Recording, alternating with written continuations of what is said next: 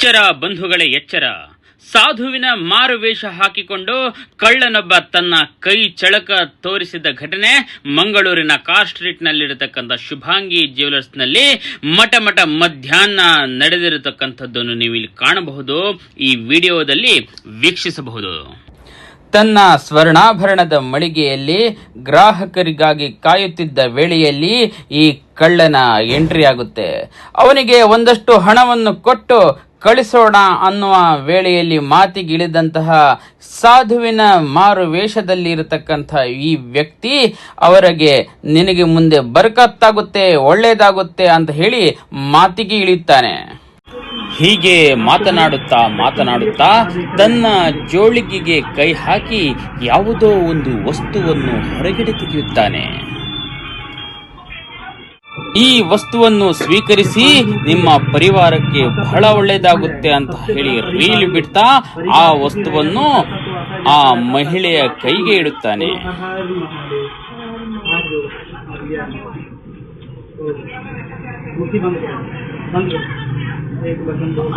ನೋಡಿದ್ರಲ್ಲ ಬಂಧುಗಳೇ, ಬಹಳಷ್ಟು ಪ್ರಕರಣಗಳಲ್ಲಿ ಅವರು ಕೊಟ್ಟಂತಹ ವಸ್ತುವನ್ನು ಕೈಗೆ ಪಡೆಯುತ್ತಾನೆ, ಪರವಶರಾಗಿ ಬಿಡ್ತಾರೆ.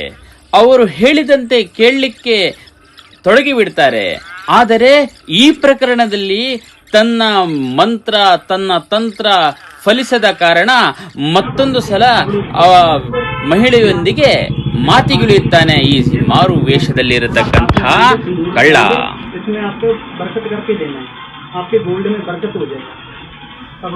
ನಿನಗೆ ಬರಕತ್ತು ಸಿಗಬೇಕಾದರೆ ನಿನ್ನ ಕೈಯಲ್ಲಿ ಹಾಕಿಕೊಂಡಿರತಕ್ಕಂಥ ನಿನ್ನ ಚಿನ್ನದ ಉಂಗುರ ಅಡ್ಡಿಪಡಿಸ್ತಾ ಇದೆ, ಅದನ್ನು ನನಗೆ ಕೊಡು, ನಾನು ಅದನ್ನು ಶುದ್ಧ ಮಾಡಿ ಅದನ್ನು ಪವಿತ್ರ ಮಾಡಿ ನಿನ್ಗೆ ಹಿಂದಿರುಗಿಸ್ತೇನೆ.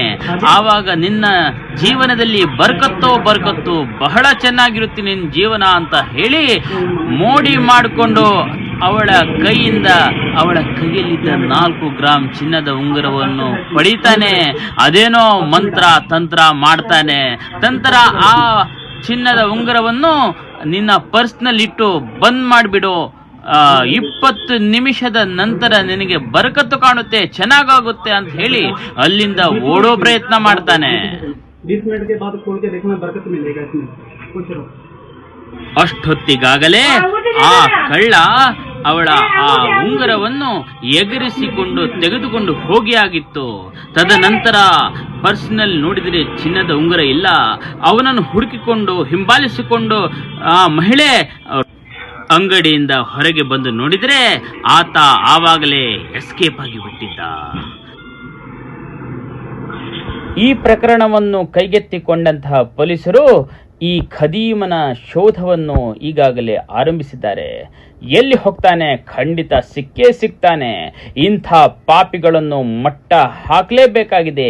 ಬಂಧುಗಳೇ, ಈ ಪ್ರಕರಣದಿಂದ ನಾವು ಕಲಿಯುವ ಪಾಠ ಸಾಕಷ್ಟಿದೆ.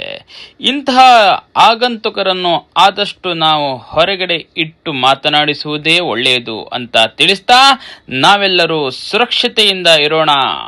Good bye.